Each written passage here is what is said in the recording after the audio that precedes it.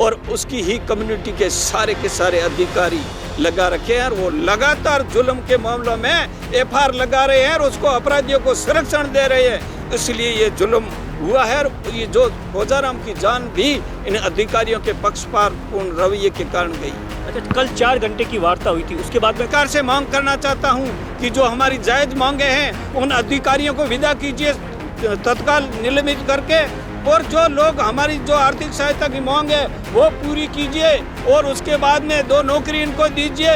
इन लोगों की सुरक्षा के प्रबंध कीजिए की गारंटी देना उसकी सरकार की जिम्मेवारी है। और जो भी जिस सरकार में घटनाएं होती है, अपमानजनक अत्याचार जुल्म होते हैं शोषितों पर, गरीबों पर, तो उसके लिए सरकार कहीं न कहीं जिम्मेवार रहती है। जस्टिस फॉर खोजाराम आज तीसरा दिन है और मैं अपने कैमरामैन से कहूंगा कि तस्वीरों में दिखाए किस तरीके से हजारों की तादाद में लोग हैं वो बाड़मेर की मोर्चरी के आगे जुटे हैं। शहर और गांव और उसके आसपास के इलाकों से, बाड़मेर सहित पूरे पश्चिमी राजस्थान से लोग हैं वो यहां जुटते आए हैं। अब देखिए 3 दिन पहले ही गुरुवार को सुबह ही ऐसा बताया जाता है कि बुधवार को सुबह 7:30 बजे बाड़मेर के असाड़ी गांव में एक खोजाराम की निर्मम तरीके से हत्या कर दी गई है और आज तीसरा दिन है और लगातार कल 4 घंटों की जो वार्ता हुई थी वो पूरी तरीके से विफल हो गई और आज जितने भी डॉक्टर भीमराव अंबेडकर जयंती पर कार्यक्रम थे उसे स्थगित करने के बाद में लोग हैं वो यहाँ जुटे हैं। मैं अपने कैमरामैन से कहूंगा यहाँ भाषण चल रहा है, तमाम जो लोग हैं सीधे तौर पर राजस्थान की गहलोत सरकार पर ये आरोप लगा रहे हैं कि राजस्थान की गहलोत सरकार के राज के अंदर दलित सुरक्षित नहीं है और उसी को लेकर इनका गुस्सा है। क्या कुछ मांगे हैं और तमाम चीजों को बातचीत करने के लिए जो दलित नेता उदाराम मेघवाल है जो कि इन 3 दिनों से लगातार यहीं पर डटे हुए। उदाराम जी, 3 दिन हो गए, आज इतना बड़ा दिन है, तमाम कार्यक्रम थे कैंसिल कर दिए गए, लोगों में गुस्सा किस बात का है और किसके प्रति गुस्सा है? जिस प्रकार से एक स्वाभिमानी व्यक्ति जो न्याय की लड़ाई लड़ रहा था और उस लड़ाई लड़ने के बाद में और पुलिस प्रशासन की लापरवाही और अपराधियों को संरक्षण देने की वजह से जिस प्रकार से खोजाराम की जो हत्या हुई है, निर्मम हत्या हुई है, जो कोई भी इंसान उनकी बच्चियों की चीख नहीं सुन सकता है, कोई भी व्यक्ति उसकी बॉडी को देख नहीं सकता। ऐसी स्थिति में हमारे इस बाड़मेर जिले के तमाम अनुसूचित जाति जनजाति सहित सभी 36 कौम के अंदर बहुत बड़ा आक्रोश है और लोगों में इस आक्रोश को देखते हुए और किसी प्रकार के सामान्य से मैसेज पर आज हजारों की तादाद में पूरा का पूरा जो ये मेडिकल कॉलेज का ग्राउंड भर गया है और नए टेंट बढ़ाए जा रहे हैं, लेकिन लोगों की अभी आने की जो बसें आ रही है तादाद है। मैं सरकार से मांग करना चाहता हूं कि जो हमारी जायज मांगे हैं उन अधिकारियों को विदा कीजिए तत्काल निलंबित करके, और जो लोग हमारी जो आर्थिक सहायता की मांग है वो पूरी कीजिए और उसके बाद में 2 नौकरी इनको दीजिए। इन लोगों की सुरक्षा के प्रबंध कीजिए और जो ये तत्काल पूरी करे, अन्यथा जो ये इतनी ज़्यादा आज दूसरे तीसरे दिन जो 50 घंटे के बाद 60 घंटे के बाद स्थिति है, इसको हम बिल्कुल शांतिपूर्वक से और दूसरी तरह से वो जो अपराधी है उनको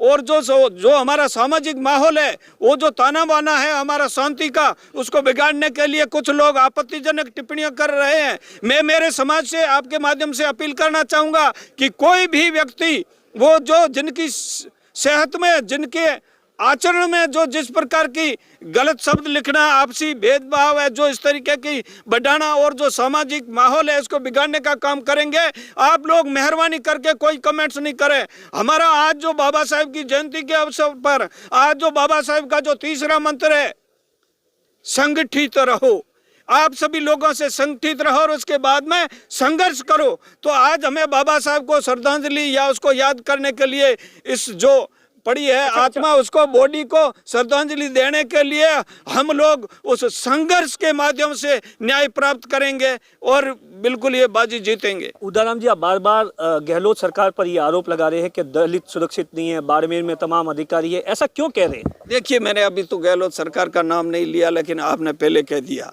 देखिए, कोई भी जुर्म होता है, जो राज होता है, वो इंसान के अधिकारों, उसकी सुरक्षा, उसको हर प्रकार की सुरक्षा की गारंटी देना उसकी सरकार की जिम्मेवारी है। और जो भी जिस सरकार में घटनाएं होती है, अपमानजनक अत्याचार जुल्म होते हैं शोषितों पर, गरीबों पर, तो उसके लिए सरकार कहीं न कहीं जिम्मेवार रहती है। सरकार को मैं इसलिए जिम्मेवार मानता हूं कि सरकार ने सारे जो जुल्म करने वाले लोग और उसकी ही कम्युनिटी के सारे अधिकारी लगा रखे हैं और वो लगातार जुल्म के मामलों में एफआईआर लगा रहे हैं और उसको अपराधियों को संरक्षण दे रहे हैं। इसलिए ये जुल्म हुआ है और ये जो कोजाराम की जान भी इन अधिकारियों के पक्षपातपूर्ण रवैये के कारण गई है। अच्छा, कल 4 घंटे की वार्ता हुई थी, उसके बाद में कोई प्रशासन की ओर से कोई कॉल आया? अभी तक कोई वार्ता नहीं हुई। कल के जो गतिरोध के बाद में हम जो आ गए थे, अभी तक प्रशासन का कोई हमें न्योता नहीं मिला है। इसलिए प्रशासन जब भी न्योता देगा तो हमारा जो पूरा समाज है, वो जो टीम है, वो जाने के लिए तैयार है।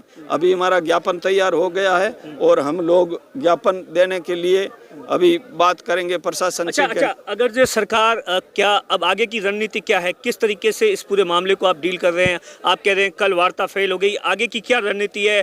कल चंद्रशेखर ने भी इस सभा को वीडियो कॉन्फ्रेंसिंग से संबोधित किया था। आगे की रणनीति, इन लोगों के चेहरे देखिए, इनकी नाराजगी देखिए, इनकी संख्या देखिए। यही रणनीति है कि हम बिल्कुल अहिंसक रूप से आंदोलन करके और इस कोजाराम के परिवार, उनको जो विधवा है जिसका सिंदूर जिन्होंने लूटा, उनको जेल पहुंचाएंगे और बाकी हमारी सारी मांगे मनवाएंगे। अब देखिए किस तरीके से लोगों में गुस्सा बढ़ रहा है। Justice for Kojaram. दिनेश बोरा, बाड़मेर, राजस्थान तक।